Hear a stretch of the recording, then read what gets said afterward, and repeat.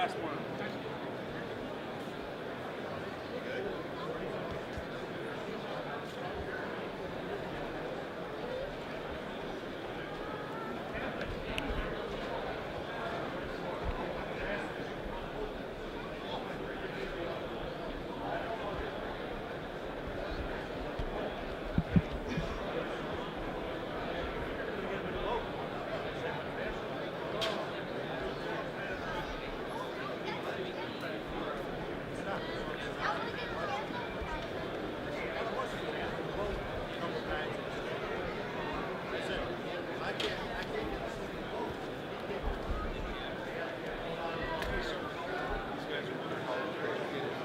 He's 15.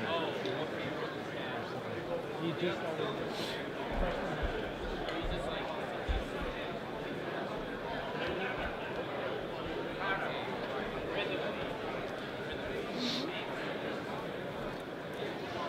Hey everybody, thank you for coming out to the show today. I hope you're finding all the gear that you like, the fishing trips out there, maybe booking some travel, buying some fishing boats, but really appreciate you all coming out to the show today. Thank you. Our next speaker here at the Hog Front, something a little bit different and something really cool. We have Connor Bujanko, one of Naperville's own young anglers, who's actually accomplished something amazing on a national level. He went out and won the Junior National Bass Masters this past year. Over the last couple of days, I've got to know him a little bit more. Not only is he a heck of a stick and really good with the rod, but he's actually an amazing young man as well. Super knowledgeable. So I think there's an opportunity, whether you're a strong angler already or a younger guy that's looking to get into bass fishing on a competitive level or learning how to fish some of these local lakes. He's outstanding. So without further ado, let's give Connor a great round of applause to get him going. Hey guys, my name is Carter Bujanko, and today I'd like to talk to you guys about pond fishing. It's something I've been doing since I was a little kid. It's how I started fishing. My grandpa just knocked on someone's door one day. We wanted a pond, and we said, "Can we fish your pond?" And we just started out with a worm and a hook. You know, we were fishing for little bluegills, and then I got a fishing rod for Christmas, and we started to fish for different types of fish, fishing at different ponds. And then I walked into Bass Pro Shops one day and I met Brian Partek, he's filming right now, and he showed me my first knot and showed me a couple different lures and got me a little bit into bass fishing. And we went fishing a couple times, and he told me about this club called Off the Hook Junior Bassmasters. And I walked in that first meeting, you know, thinking I knew something about fishing, and I was listening to what these kids were saying, and I had no clue what they were talking about. So I started doing tournaments with the club, and I started fishing tournaments with Brian, and I really got into bass fishing. And then fast forward a couple years, I was fortunate enough to win the Junior Bassmaster National Championship, and that all goes back to pond fishing. You know, I still go back to that same pond where I started, and I catch some absolute giants. So hopefully today I'll be able to teach you guys how to catch some absolute studs out of ponds. And I'm going to get up on the tank now.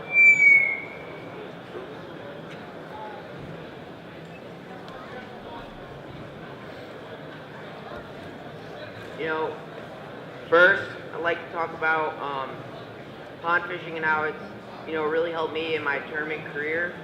You know, sometimes you'll be walking up to a pond and you don't know where these fish are at. Sometimes you might not even know if there's fish in there. So it's your job to figure out where these fish are at and how to catch them. And I think that translates really well into tournament fishing. And then when you do find those ponds, they're just choked with fish. You can throw something that you might not have as much confidence in, and you can then create confidence baits, and you'll be able to throw those in tournaments and have a lot more confidence and probably catch more fish. And then another thing I want to talk about before I get into some lures is identifying a good pond. You know, the first thing that I look at when I walk up to a pond is vegetation. Vegetation is super important in having fish in a pond. It provides oxygen for the fish, provides food for the little baby fish that bass will eat, and it also provides cover for the fish. Usually if there's vegetation in there, I'll know there's at least some type of fish in there with it. And then something else I look for is current. Current's super important. It creates running water, obviously, and that creates oxygen, and that's something that you'll want to fish first when you walk up to the pond. And then also, I have a ton of stuff down here to give away, so make sure you guys pay attention, and I'll have some questions at the end for you guys.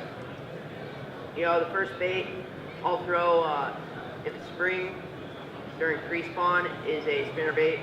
This is a Fox River rods and lures spinnerbait. And I don't know if you guys know Max Tackle, but this is similar design to it. And I love to fish this in pre-spawn when they're pushed up on the bank, and I'm just using this as a search bait. And that's why I like double willow blades, because they come through the water a lot easier than a Colorado blade. And that means I can fish faster, and that means I can cover more water, which is usually my main goal with this spinnerbait. So usually I'll just cast it, let it sink a little bit, and then I'll give it a couple pulses and then maybe kill it. I think giving pulses at skirt can really help create a reaction strike, and sometimes you'll get a bite when you kill it. It looks like a dying shad. And something else that's super important with fishing this bait is just bumping it off a structure, like that log.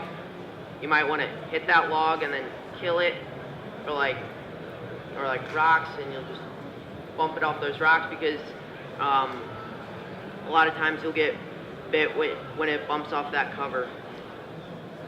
And something else that's super important is the rod and reel. This is a Fox River rod, 7.3 medium heavy, and I'll usually fish this with Corrado 200K. This is a super versatile rod and reel. I'll fish a ton of different stuff with this when I'm pond fishing. I fish spinnerbaits on it, chatterbaits, swim jigs, sometimes frogs, Texas rigs, jigs, and pretty much every lure I'm going to mention today, I'll fish on this 7.3. And then with line, I usually don't like to worry too much about line. I'll usually go with like 15 or 17 pound trilene 100% fluorocarbon. And something else that's super important is using trailer hooks. Obviously I don't have one on today because I'm not trying to catch them. But if you watch these fish, a lot of times they'll just swipe at it, and like right there, saw that. And you'll catch a lot of bass that are just hooked on the trailer hook. So I think that's definitely something that's really important. And then something else that's really important with fishing these spinnerbaits is paralleling it to the bank. It's definitely my favorite way to fish this bait. And what that does is, this bait's going along the bank, and they see it, and they just want to pin it against the bank, because bass are opportunistic feeders. They're not like us, and they can't go to the supermarket or the restaurant and get food to eat. They have to eat whenever they can, because they don't know when their next meal is going to be. So when this bait's going along the bank, it's harder for this bait to escape, because obviously it's on the bank, so those fish will pin it against the bank, and I feel like you get a lot more bites doing that. Alright, moving on. Something I like to fish post-spawn. These fish are tired. Usually they're not going to eat the spinnerbait as good, and I'll be slowing it down, probably like a jig or a Texas rig. One of my favorite things to throw is Texas rig, cutter craw. This is a super good bait post-spawn, and how I like to fish it is just let it sink to the bottom and just crawl it along the bottom. And I'll keep my rod tip down so I can feel that bottom. Oh, come on. Get off. Alright, there he goes. And I'll usually fish this on a lighter weight, probably 3/16 to a 1/4 ounce. if I'm fishing around grass or something, I might go with a heavier weight, but I usually go with a lighter weight, and I like to fish this around rock and wood mostly. And this is another bait when you find structure, whether it be like a lay down, some riprap, you can throw your spinnerbait along that cover, and then you can pick it apart after that with this Texas rig or with the jig or something like that. I'll also fish this with the 7.3 Fox River rods and Corrado 200K. And then let's say I find this structure, I throw my spinnerbait on it and my Texas rig, and then let's say I don't get bit on either of those, and I'll slow it down even more. This is a 4-inch wacky rig sassy stick made by BizBaits, and since it's weightless, you're going to be fishing it a lot slower. You're going to be fishing it a lot slower, and this is another bait that's super good for those, no wind, no cloud, super sunny days when those fish are really hard to get bit. And how I'll fish this? I'll just let it sink to the bottom, and I'll just watch that line, and when you see that line stop, probably on the bottom, or fish ate it.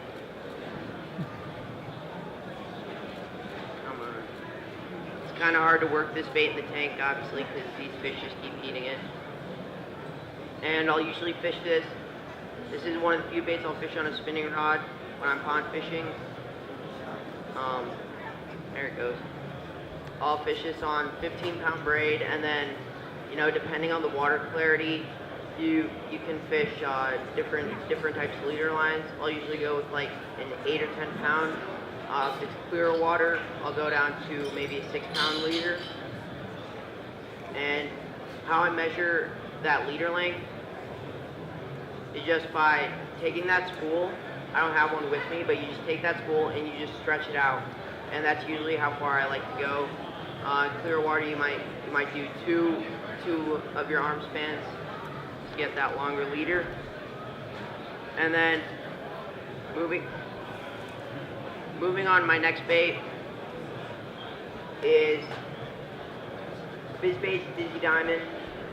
This is, here, I got it tied on real quick. But this is a super unique bait, and you guys can see it has like an enlarged tail, and that allows for a lot more action in the water, and you definitely get a lot more bites. And it's scented and salted, but it's still able to stand up really good in the water, and I'll show you guys that in a minute.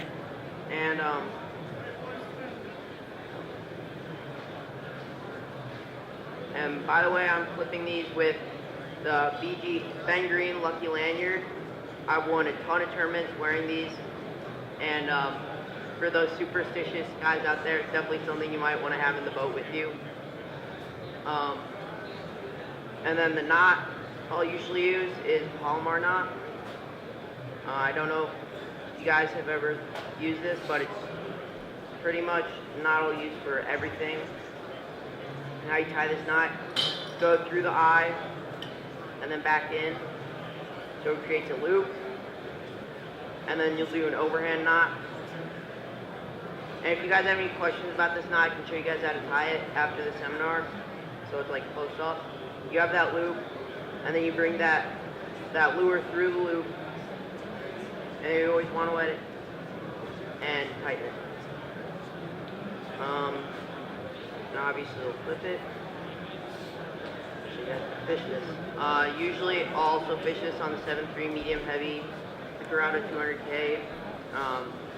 Sometimes I'll go with a little bit lighter rod, like 7-foot medium heavy, 7-foot medium.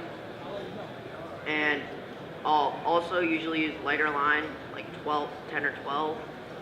And I usually like to fish this on a bait cast. A lot of guys like to fish this on a spinning rod, but I feel like with the bait caster you get a lot more power on your hook set, and I feel like you get the same sensitivity as long as you have a good rod. And how I'll fish this is I'll just shake it on the bottom,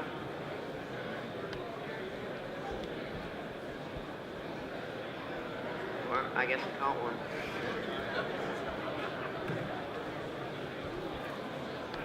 Oh, there he goes. I just like to shake it on the bottom, you know, not move it around much.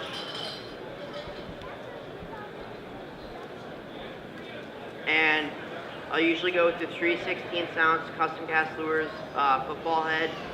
And I like that football head because I feel like it allows me to feel out the bottom better, and it also allows for this bait to stand up a little bit better. And then I also like that screw lock. I feel like it'll help your bait look a little bit better in the water. Color-wise, I usually like to throw Magic Craw. Pretty much green pumpkin with like a little bit blue tint on the bottom. I feel like it's really good at representing a bunch of different types of baits in the same color. And then another color I like to throw is Summer Craw. It has chartreuse on the bottom. I think that's really good when you're trying to imitate bluegills or when you're trying to target smallmouth, because I found they like those brighter colors a little bit better. Also, this is a bait that I won the Junior National Championship on, so it's definitely a very good bait, and I have a lot of confidence in it. Alright, so we're starting to get into fall. This bait's starting to chase shadowlock and ready for winter, and those moving baits, that spinner bait's definitely going to work again. But something I like to throw a lot is just a little bitty crankbait. You know, this is a Strike King 1.0, and you know, what's super key with fishing this bait is just keeping contact at the bottom, because that's when you'll get a lot of your bites. And when it's deflecting off that cover, like wood and rock and stuff like that, that's super important. And usually for hooks, I'll go with Mustache triple grips.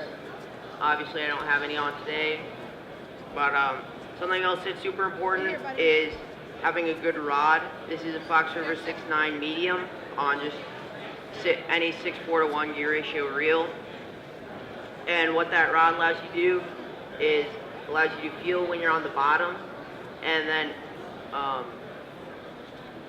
it's also really good for hook sets. Like if I use that 7.3 medium heavy and I threw this, I would probably not hook any of the fish because it's not soft enough and you wouldn't hook anything. And for colors, I'll usually throw two colors, Sexy Shad and Bluegill. You know, if you go on Tactical Warehouse and you look at the color selection for these square bills, there's probably 70 or 80 colors. But I think keeping it basic and simple is really important, because then if you get too complicated, you'll just stress out about all your lures and stuff, and you probably won't catch as many fish. Alright, now I'm going to go over probably my favorite bait, and that's the Bait Fay DP jig. I throw this pretty much all year round. And I'll also throw this on that 7.3 medium heavy with the Corrado 200K. And I love fishing this around pretty much anything. You know, you can rip it around grass, you can throw it on rocks, you can throw it around wood. And you fish it kind of similar to that Texas rig. So I'll just let it sink to the bottom. And then I'll keep my rod tip up on this one and just slowly bring that rod tip up to where you're not lifting up off the bottom, but you're just slowly dragging it. And then every once in a while, you're just going to want to pop it up. And a lot of times that's when we'll eat it, like right there. One of the main reasons I really like this jig is that super beefy hook on there. You know, I've never had any problems with losing fish or having it bend out, and that weed guard also allows, it's not too soft and it's not too hard, and that allows you to have good hook sets. And then usually on the back I'll like to fish a baby biz bug, and just sets up for some really nice action in the water. And then, yeah, I'll also throw this on that 15 to 17 pound line. And anyways, guys, I really enjoyed talking to you today. Also, this jersey, it's made by Sublime. If you guys want to check them out, they're a really cool company, and I really like this jersey. And I will be down by the bottom of the tank if you guys have any questions. But first, I'm going to give away some stuff. Alright. So, can anyone tell me what happens to those fish after the spawn? What happens to them? They die? No, they don't die. Yep. Yeah, they get really lethargic after post-spawn because they're tired and sluggish. So one of my favorite baits to throw is probably these cutter craws. Yeah, you can have these cutter craws. Yeah. What is really good, or what happens to them in the fall? Does anyone know? Yeah, you back there. He said they start chasing shad again because they're getting ready for winter and they start feeding. I guess you can have this also.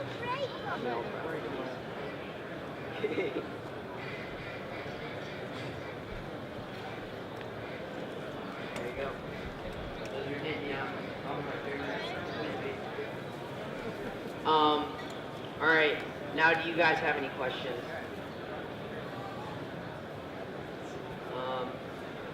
Anyone? No? You?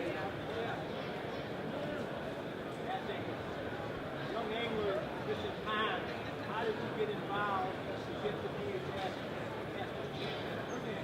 DHS? He said, as a young angler just fishing ponds, how did I go from that to the junior national champion? Yeah. Well, I just started fishing ponds, and then obviously Brian told me about Off the Hook, and I started fishing tournaments with them. And then the IBN hosts state every year. By the way, I'd like to shout out IBM because they got me, to this place where I am today, and I probably be still, just kid that fishes ponds without them. I fished some state qualifiers, and I went to state, and then I got second. Brian was my boat captain, and we worked really hard that week, and we got second in state.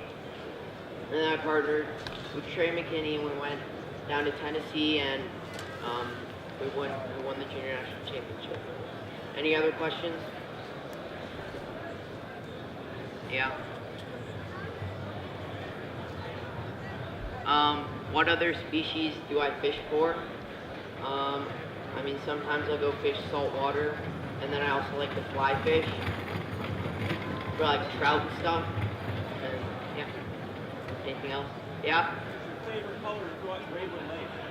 What's my favorite color to throw at Braidwood? I just started fishing it this year, but I'd have to say something white. Definitely. Yeah. What's the biggest bass I've ever caught? It was actually out of a pond. Obviously, Illinois isn't known for like that big of bass, and it was like, I think it was 5.5 or something. And it's literally a pond that I can walk to from my house. Yeah. What's the biggest muskie you've caught? Oh, what's the biggest muskie I've ever caught? In Canada, I caught a 45-inch muskie. So, yeah, it's pretty cool. Anything else? What advice would you give to a young angler out there who wants to start fishing and get going? Said, what advice would I give to a young angler? Probably just keep fishing.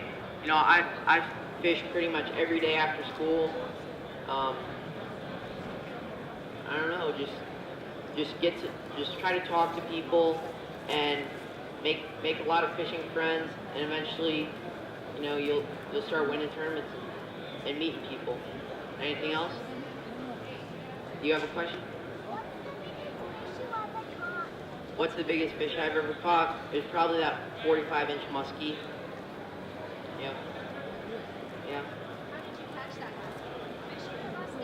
how did I catch the muskie? I was just we were actually trolling for walleye. I just caught it on a little minnow, and I caught it on my spinning rod actually, so that was pretty cool. Anything else? No.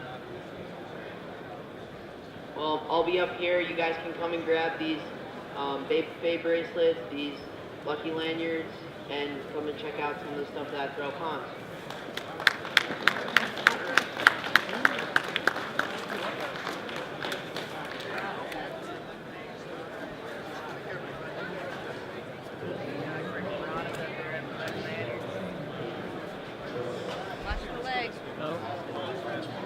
What'd you say there, DJ? Said they look like piranhas going after the lucky lanyards. That's it.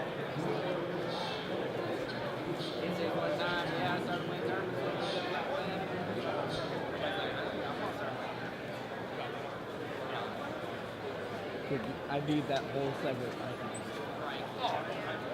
Can you do it again?